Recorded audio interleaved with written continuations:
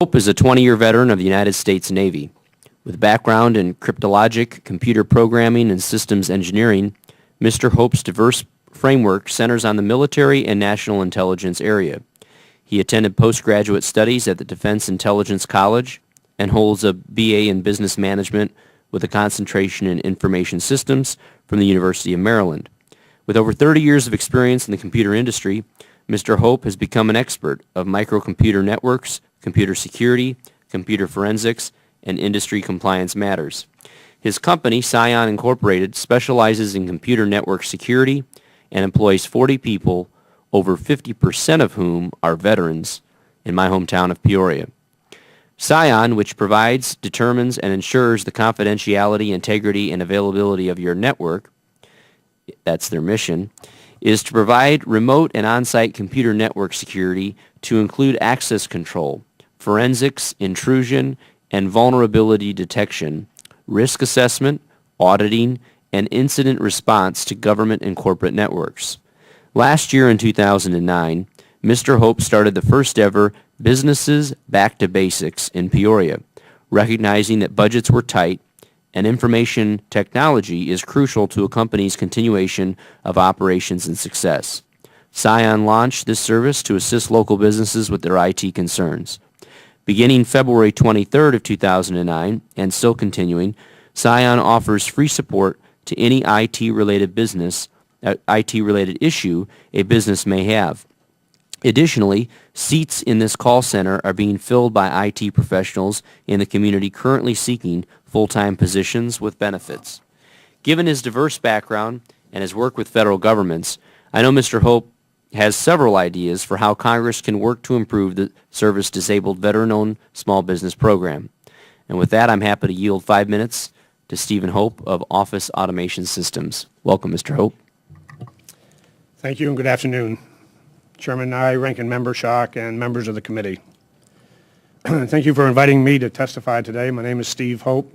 I retired over 21 years ago after 20 years of active duty honorable service in the Navy.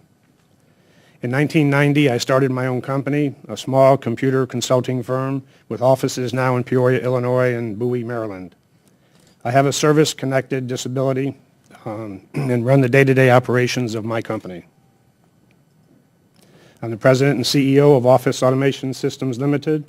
We do business as Oasis and Scion Incorporated. We are a C corporation, registered with the Small Business Administration as a Vietnam-era veteran-owned and service-disabled veteran-owned small business concern. We are registered with the CCR, ORCA, Small Business Association, and VetBiz. We are an information technology firm specializing in computer network security, including penetration tests, forensics, incident response, and information assurance. Basically, we keep the bad guys off your networks.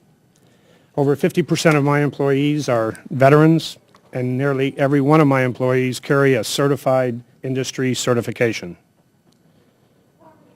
I offer this background on my company because I want to emphasize that I have done my homework, I followed the rules and regulations, and I have complied with agency mandates. The issue before the committee has deeply affected the growth of my company and pursuit of my doing business with the government. To date, we have yet to receive one single government prime contract, nor any service-disabled, veteran-owned small business concern set-aside contract.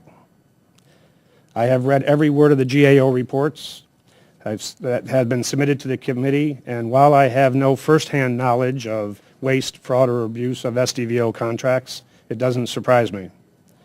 I have witnessed it in other small business administration business development programs, but I have chalked up our inability to get a primary SDVO contract to the typical government red tape, the good old boy network, and federal regulations. One such regulation puts the onus on the losing contractor to protest a bid to prove any wrongdoing in terms of an SDVO status by the winner. I see other evidence of the problems all the time. I'm not here to add any more confusion or problems to the committee. Actually, I have solutions. I think I have 4 very viable, realistic solutions that could be put into place now. Number 1, the implementation of a business rules management system. sophisticated artificial intelligence software that will capture, analyze, test, and execute the rules and regulations of numerous sources. Capturing, collating, and analyzing agency databases will indeed yield the intended results to confirm the eligibility, the industry, and the possible involvement of the day-to-day operations by the owners. That's all required by current regulations. Number two, it should be imperative that the contracting officers interview the bidding finalists and ascertain the particulars of how the operations will be run and review their SDVO eligibility. I also highly recommend site visits. Currently, many contracts require a contractor site visit pre-contract award. This additional requirement to visit the finalist site should be added to every SDVO awarded contract. Number three, something needs to be done to reverse the SBA regulation that makes it imperative that 8A minority status contracts remain an 8A contract. The once an 8A contract, always an 8A contract, CFR 125.504, fights the effort to allow existing contracts to be realigned into the SDVO initiative. Although well-intended, the forever an 8A contract clause was introduced when information technology was experiencing exponential growth. The unintended consequence has arisen that 8A contract set-asides have a virtual lock on many IT support contracts at many and dozens of federal agencies. Number four, all disabled veteran-owned companies are issued a separate identification card, as I'm holding up now, by the Department of Veterans Affairs. For veterans indicating that they own and operate a business and they desire to operate within the SDVO initiative, additional information should be included on this card, either on a microchip or other means of doing it, even with the barcode, that this card should be presented when contracts are awarded and they are signed.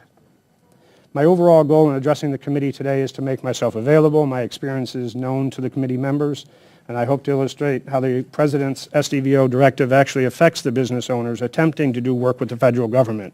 I respectfully request that you consider my recommendations and you help us improve the opportunities for SDVO initiatives.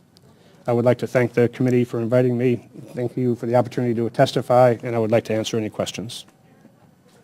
Thank you very much. I appreciate all of our panelists having proposed some succinct and I think very thoughtful solutions, ideas that would actually help government agencies increase their contracting to service-disabled veteran-owned businesses and increase efficiency in the system. Just have a couple of quick questions, and then I'm going to defer to our ranking member. But I've heard from a number of service-disabled business owners complaints about the process whereby when they make a complaint about an award, they protest to the SBA and they're sent back to the original contracting officer, who then either tells them to go back to the SBA, or they are concerned that complaining to that contracting officer kind of muddies the waters for them for any future contracts. What I want to hear from you are any thoughts about, and also from Mr. Sharp for the people you represent, any thoughts about your approach, how you see your relationship with those contractors